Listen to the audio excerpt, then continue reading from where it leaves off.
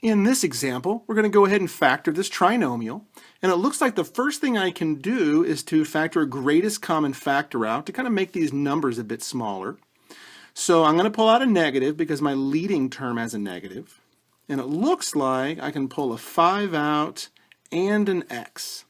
So when I divide a negative 5x out of all these terms, it looks like I have 3x squared plus 17xy and then minus 90y squared. Okay? So it looks like AC method time. So we're going to ignore this negative 5x for a while, and we'll just make sure he arrives at the end. So AC method says 3 times negative 90 will be negative 270. So we need factors of negative 270 that add to positive 17.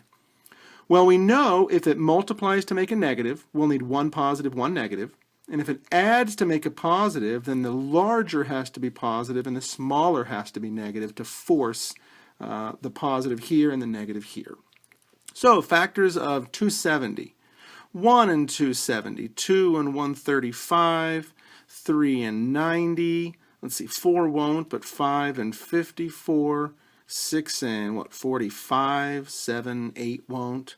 Let's see, 9 and 30, 10 and 27. 10 and 27 looks like it's going to do the job because we needed to add to 17, and negative 10 plus 27 makes 17. So this negative 5x, like I said, he'll just kind of come along here for a while. We'll ignore him. So we'll bring this term down, 3x squared, and then our negative 90y squared. And then we're going to take that linear term, the middle one here, we're going to split them up into the two terms.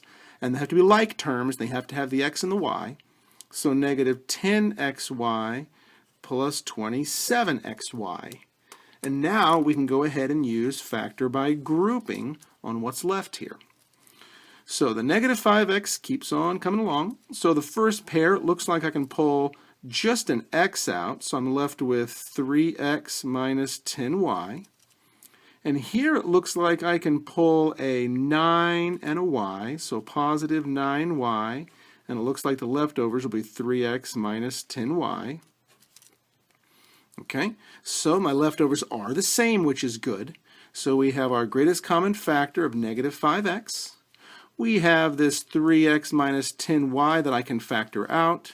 And then I have the x plus 9y that were my greatest common factors of both my pairs.